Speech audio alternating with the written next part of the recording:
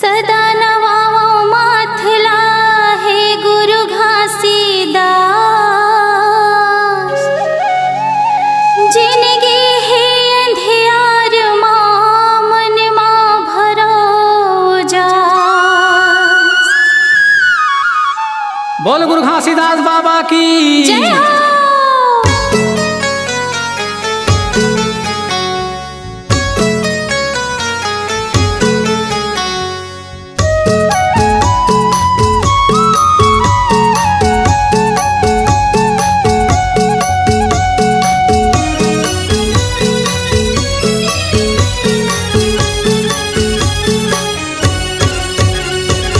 सत्य के निशानी गुरु सत्य के निशानी, सत्य के निशानी बाबा सत्य के निशानी।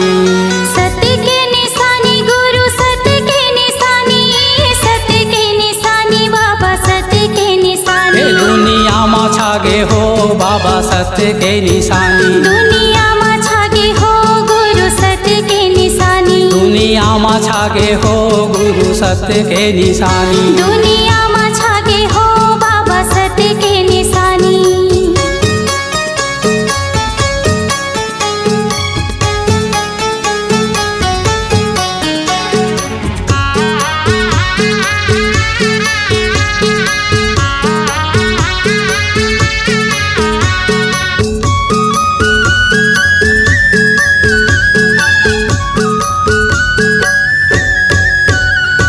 सादा रंग झंडा बाबा सादा जैते खाम है। सादा जैते खाम गुरु सादा जैते खाम है। सबले महान गुरु तोर गिरौ धाम है। तोरे गिरो धाम बाबा तोरे गिरो धाम है। धार वो है अमृत के, धार वो है अमृत के चरण कुंडे पानी। दुनिया में छागे हो बाबा सत्य के निशानी। दुनिया में छागे हो गुरु सत्य के निशानी। दुनिया में छागे हो गुरु सत्य के निशानी। दुनिया में छागे हो बाबा सत्य के निशानी।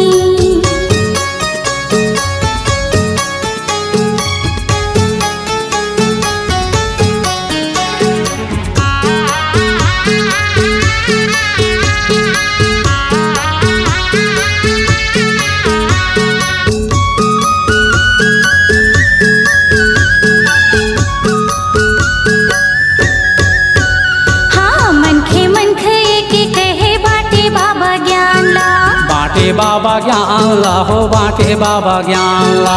छत्तीसगढ़ हा पावन होगे धरे तोरे ध्यान ला। धरे तोरे ध्यान ला हो धरे तोरे ध्यान ला। अबर मीठ लागे बाबा, अबर मीठ लागे तोरे सत्य सत्य बानी। दुनिया में छागे हो बाबा सत्य के निशानी। दुनिया में छागे हो गुरु सत्य के निशानी। दुनिया में छागे हो गुरु सत्य के निशानी। दुनिया में छागे हो बाबा सत्य के निशानी।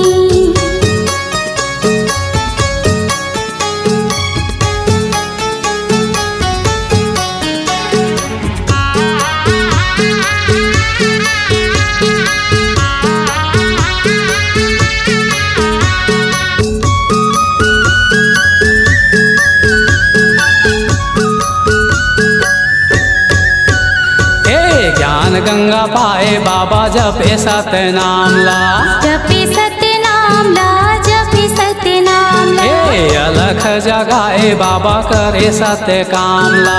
करे सत्य काम बाबा करे सत्य काम ला। छाता है पहाड़ तोरे,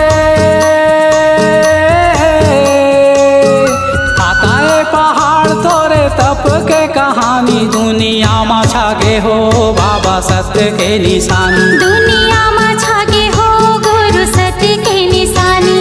सत्य के निशानी गुरु सत्य के निशानी। सत्य के निशानी बाबा सत्य के निशानी। सत्य के निशानी गुरु सत्य के निशानी।